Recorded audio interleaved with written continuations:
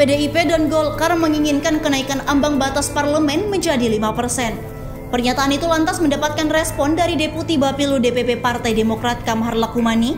Dia mengatakan penaikan ambang batas parlemen dari 4% menjadi 5% dirasa belum waktunya. Bahkan yang perlu direvisi adalah presidensial threshold karena ambang batas presiden sebesar 20% dirasa tidak memberikan peluang bagi semua partai untuk memunculkan capres-cawapres. Secara dilansir dari CNN Indonesia Jakarta. Partai Demokrat dan Partai Keadilan Sejahtera atau PKS berbeda sikap dalam respon usulan PDIP serta Golkar yang ingin ambang batas parlemen atau parliamentary threshold naik menjadi 5%. Demokrat tak setuju dengan usulan tersebut, sementara itu PKS mengajak pihak-pihaknya yang mengusulkan ambang batas parlemen menjadi 5% untuk membahas revisi Undang-Undang Nomor 7 Tahun 2017.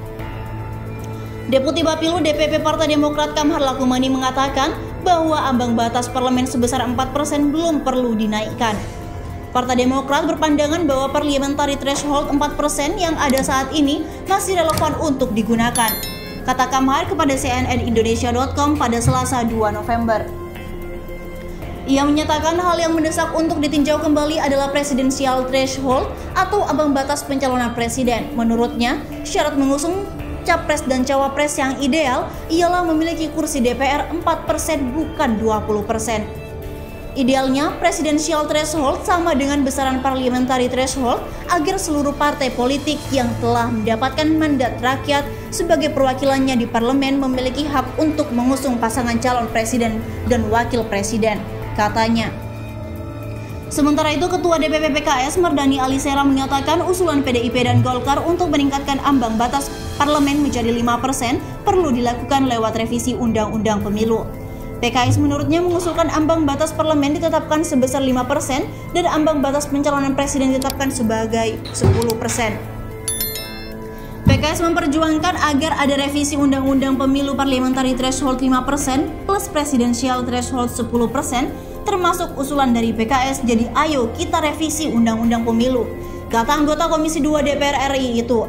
Sementara itu, Wakil Ketua Komisi 2 DPR RI dari fraksi Partai Nasdem, San Mustafa, menyatakan bahwa revisi Undang-Undang Pemilu sudah disepakati untuk tidak direvisi. Ia pun menolak mengomentari lebih lanjut soal usulan PDIP dan Golkar tersebut. Kita sudah sepakat untuk tidak melakukan revisi Undang-Undang Pemilu. Kalau setelah pemilu 2024 nanti kita lihat kemungkinannya, tuturnya. Terpisah, Wakil Ketua Komisi 2 DPR dari fraksi Partai Kebangkitan Bangsa atau PKB Lukman Hakim meyakinkan usulan PDIP dan Golkar soal peningkatan ambang batas parlemen memiliki dasar filosofi dan rasionalisasi yang kuat. Namun dia menolak menyampaikan pandangan soal ambang batas parlemen yang ideal untuk ditetapkan.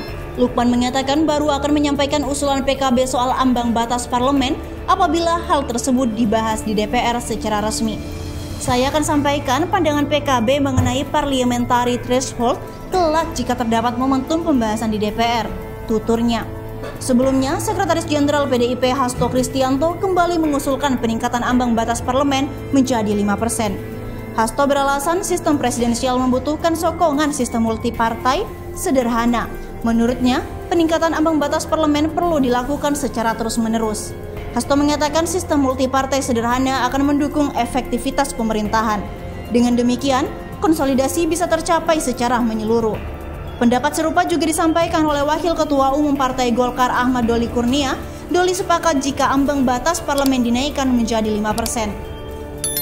Idealnya partai politik di Indonesia pada akhirnya sekitar 6, 7, atau 8. Jadi kita tidak melarang siapapun untuk punya hak mendirikan partai politik karena itu dijamin oleh Undang-Undang Dasar 1945. Tetapi ada juga proses seleksi yang cukup ketat, ujar Doli.